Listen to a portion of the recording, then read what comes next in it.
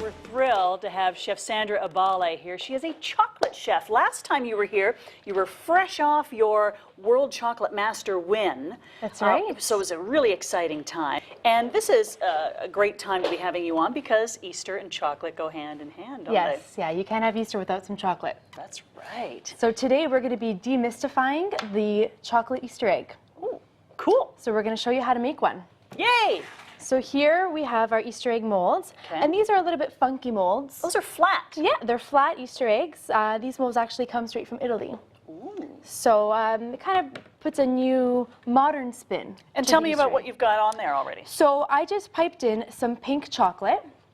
So Which is colored white chocolate? Exactly. Okay. Just to give it some contrast to the dark chocolate. Okay. So I just warmed it up here and I just piped it in. I have it all ready so that now this is solidified. Have you treated this in any way? You've put oil or anything down on it? No, absolutely not. All you need for the molds is a good buffing. So you get some cotton balls actually, and you just buff it, and that's how you get a really nice shine on the outside of the Easter egg. Did not know that. Yeah, it's a little trade secret there. Oh. So I have some tempered chocolate here, and it's important that the chocolate is tempered so that it solidifies and you get that nice shine and a crisp bite. Mm-hmm. That's what we love that when it cracks in your mouth and then Exactly. it starts to melt. So what we need to do here for the Easter eggs is we need to let them solidify. You filled that. I filled it up all the way, and I'm giving it a nice bang so that you see all those bubbles on the top? Mm-hmm. You want all those to go away. Okay. So we're just banging out the air, and now we're going to let that set in so it forms a nice thick wall. Aha. And we're going to empty that out in a couple minutes. I'm just going to fill this. So this is the bottom half. We would be heating our own chocolate in the microwave, on the stove. What do you prefer? You can definitely do it in the microwave. Okay. Like 30-second intervals. You don't want to heat it too much because chocolate's very temperamental. It could burn very easily. So, okay. So those are set. Okay. And now I actually have some already prepared that we're going to look at here. Brilliant, because those would need to sit for a while, right? So what I did, which is a nice little trick for you guys at home, is after this, we get to this stage here, I just threw them in the freezer for a couple minutes. And they come out so easily after, so you don't have to struggle. Oh, here, I'll just get rid of that for you. Oh, look at that. So look at that. They come, and see how you get that nice shine? Beautiful. So they come out nice and easy when they're cold because the chocolate constricts. And so they just pop out. Beautiful. You can eat all those little bits. Well, I'm trying to help you Keep it clean, yeah. right? That's what it's about. Right. So as we're going to let that sit, what we're going to do is we're going to put our egg together. Yay. This one we have here, okay? So what we need to do is we need to clean up all of the edges here. Okay. So we're going to heat up the tray. Oh. I'm just going to step in your way here. So we're going to get the tray nice and hot. Okay, why? So that we can put the egg on top of the tray, and it'll smooth out all the edges. Kind of like when you melt the end of a nylon thread. No, that's not it at all. That was a terrible analogy. So see how it's starting to melt down all those edges? Yep. And it's going to get nice and flat so that we can stick all of our sides together. That's going to be the seam. It's going to be the seam. That's right. So because the actual chocolate is cold, if you want, you can take a look at that. So you've dumped once it's set, you end up dumping the middle part of the chocolate out. Yeah. But that's how you get this nice thick shell. Isn't that, look at that. And if you're making these at home, you can always put a little surprise in it for your loved ones. You never know. Listen, if I'm making this at home, they better not be expecting anything else. That is the Easter gift. This is the prize. Okay, so this one's nice and done. Okay. So you see how Actually, we can compare them here. See the difference and how nice and flat that one is? Yep. So that when we stick them together, we get a nice seam. I'm going to continue on this side here.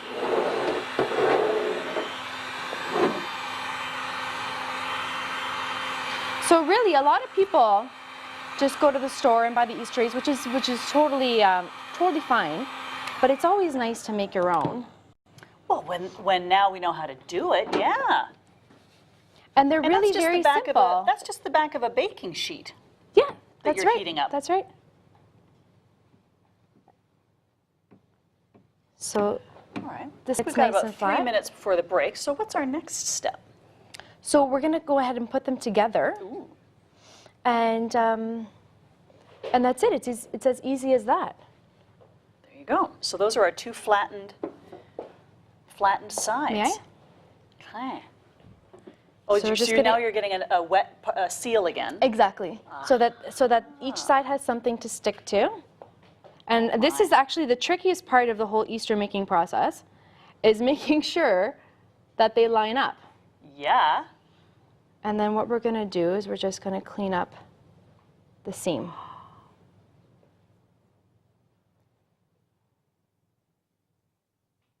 There's a bit of an edge there. Would you just melt that down with your heated tray? Yeah, well, once this is solidified, we're going to go back and we're going to clean it up. And then we're going to buff it again so it gets that nice shine back to it. Because now it looks a little bit dull, Sure. right? It looks a little bit dirty. That looks like my husband's grouting job. But really, you can decorate these in any way that you like.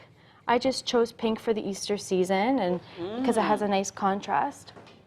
That's great. So there we go. Okay, so same process, you would heat the tray and then rotate it around to smooth out that edge? Yeah, and actually, for this part, I really just use my hands. Because you get the heat, the friction from your hands, and then it just cleans it up nicely. And that's all you need. Amazing. Your hands really are they're the best tool you have. And look at this amazing thing. This is quite something. Same process though? Exactly the same process. Okay. So instead of pink chocolate on that one, I just used some white chocolate, just to get the nice classic colors. And again, same with the bunnies? You just, Yeah, you really? can go ahead. I can go ahead and eat it? Yeah, No. you can bite right into his ears if you want. Really? Really? I can do that? Yeah, absolutely. So those ones are hollow. Okay. I like to make all of my cast molds like this hollow because it's easier for people to bite into. Well, that's a good point. Yeah. Because you don't want it, you're just going to bite into it and you're going to break one of your teeth off. And we don't need that much chocolate. The solid ones are great, but come on. I mean, Yeah. really. Yeah, we don't absolutely. need that much chocolate. And you're using such good quality that we don't need as much to enjoy it. Yes. The flavor is so intense. Absolutely. So I'm actually using cocoa berry chocolate. Okay. And this is 58%. And it's really important, like you were saying, to use a good quality chocolate when you're doing something like this, because you're just getting the flavor of the chocolate. That's right. We'll talk, when we come back, we can talk about some of your bonbons. Yeah, absolutely. Okay. Because when you want more than just basic chocolate, you want a little extra flavor, that's where you go. We'll have more with Exactly. Sandra, Chef Abballe. She's a chocolate chef after the break. Stay tuned.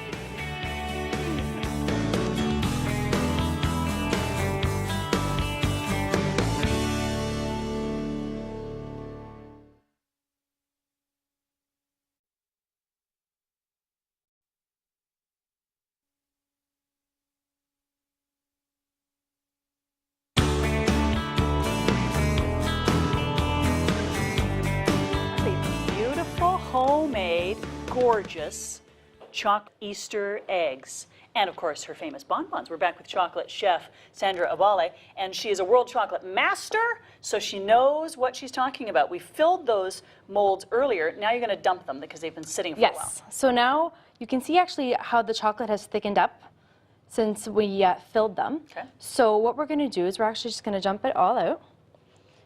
Give it a nice tap, because you really want to make sure that the egg is hollow. But just the right amount stays in there, and Yeah. that becomes our thick shell. And then we're just going to clean off the excess. And they sit for how long? And these will solidify probably in about 10 minutes or so. Okay. And then we can do all the other stuff that we did earlier. Exactly. And we should mention that you've got fabulous things. You've got your bonbons, of course. You've got some flavored chocolate sticks. Yes. And we can get all that on your website, right? Absolutely. Succulentchocolates.com. Yum. Right now we're featuring 2 lines of bonbons. We have our classic line, which has flavors that you can never really go wrong with. You know, raspberry, coffee, hazelnut. These combinations with chocolate are things that will never go out of style. Thank you so much. It's always a pleasure having you here. Thank you. Come back again soon for more. Again, it's Succulent.